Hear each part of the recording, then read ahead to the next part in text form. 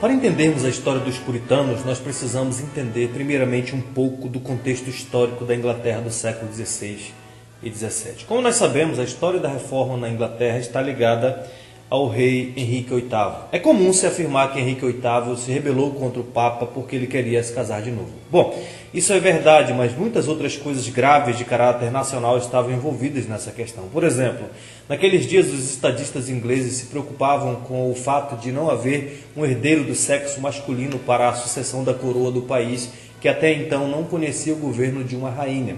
Havia também certa dúvida quanto à legalidade do casamento de Henrique com a rainha Catarina de Aragão, segundo as leis eclesiásticas. E o rei pegou essas coisas como justificativa para pedir ao Papa a anulação do seu casamento. Mas antes de fazer o pedido, Henrique se colocou numa situação vulnerável por causa da sua paixão súbita e ostensiva por Ana Bolena, que, segundo se diz, era uma mulher indigna de ser rainha do povo inglês. E quando o Papa não atendeu ao pedido do rei, Henrique, que jamais permitiria que alguém lhe dobrasse a vontade, resolveu livrar a Inglaterra do domínio papal. O arcebispo da Cantuária lhe concedeu uma declaração de ilegalidade do seu casamento com Catarina e uma legalização do seu novo casamento com Ana Bolena, atitude essa que acarretou-lhe a ameaça de excomunhão por parte do Papa. A resposta de Henrique foi dada por meio de um ato do parlamento em 1534, pelo qual ele se declarava chefe supremo da Igreja da Inglaterra, e a partir daí o Papa não mais teria supremacia na igreja da Inglaterra. Mas apesar dessa atitude do rei, nada tinha sido feito até então no sentido de uma verdadeira reforma nos termos do Novo Testamento.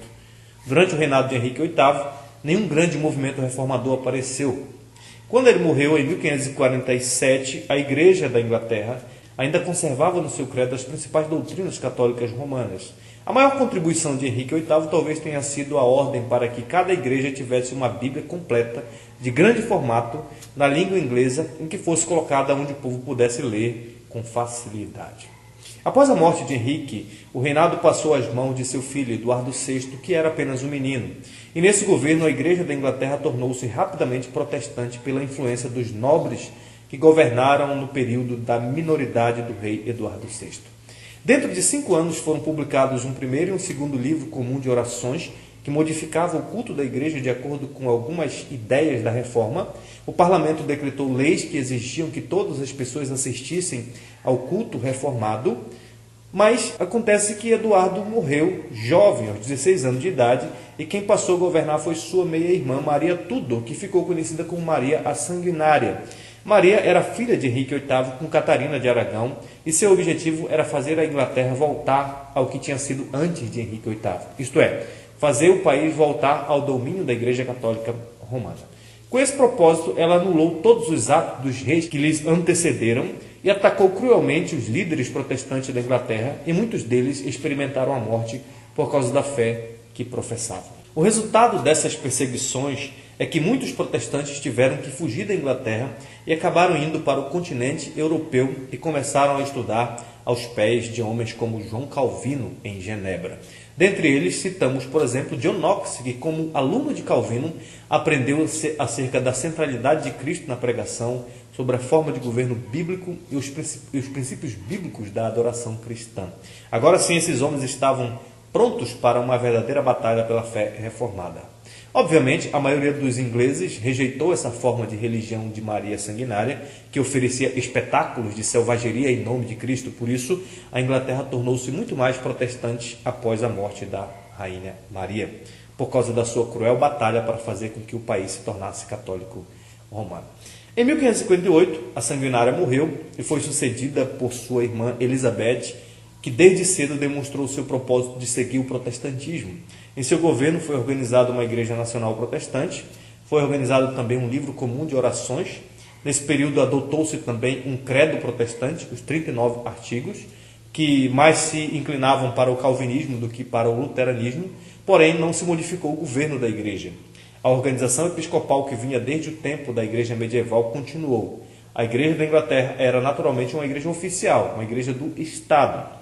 Todas as modificações até então introduzidas foram sancionadas pelo parlamento e a rainha tornou-se chefe da igreja. Agora, com sua igreja protestante e seu rápido desenvolvimento político e econômico, a Inglaterra tornou-se um dos principais baluartes da causa protestante na Europa. e depois, obviamente, no mundo todo. A Reforma Inglesa, a princípio, guardou o velho sistema de governo da Igreja Romana e muitas das antigas formas de culto, mas havia um grupo muito forte que desejava alcançar mudanças mais sérias. Muitos dos seus membros haviam fugido durante as perseguições da Rainha Maria para Genebra e outros lugares do continente, e ali eles experimentaram a influência de movimentos protestantes que tinham se afastado bem mais das doutrinas romanas do que o movimento na Inglaterra.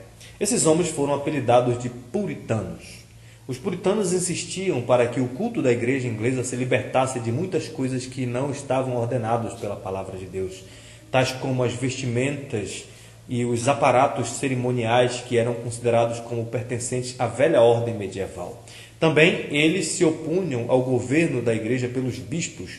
Muitos deles batalharam pela forma de governo presbiteriana. Alguns queriam que cada congregação de cristãos fosse independente, sem estar sujeita a qualquer governo geral. É por isso que eles foram chamados de independentes e depois de congregacionalistas.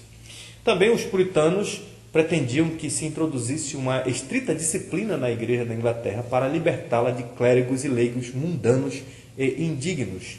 Eles próprios eram homens de moral elevada, muito firme em suas convicções e grandes estudiosos da Bíblia. Os puritanos queriam uma teologia séria, pautada no testemunho do Evangelho e não nas invenções humanas. Na verdade, o que os puritanos queriam era remodelar a igreja segundo os ideais do Novo Testamento. Durante o reinado de Elizabeth, eles propagaram vigorosamente seus ideais e se fortaleceram bastante. Eles tinham uma grande esperança no próximo reinado de Tiago I, mas o que conseguiram dele foi a ordem para uma revisão da Bíblia, da qual resultou a famosa versão do rei Tiago, King James Version, de 1611. Durante os últimos anos do reinado de Tiago e no reinado de seu filho Carlos I, a política do governo nos assuntos da igreja era ditada pelo arcebispo Laud.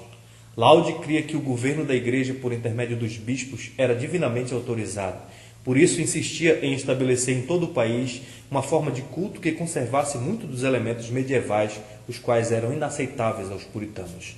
Laud fazia de tudo para suprimir o puritanismo, inclusive lançando mão de tortura e de prisão.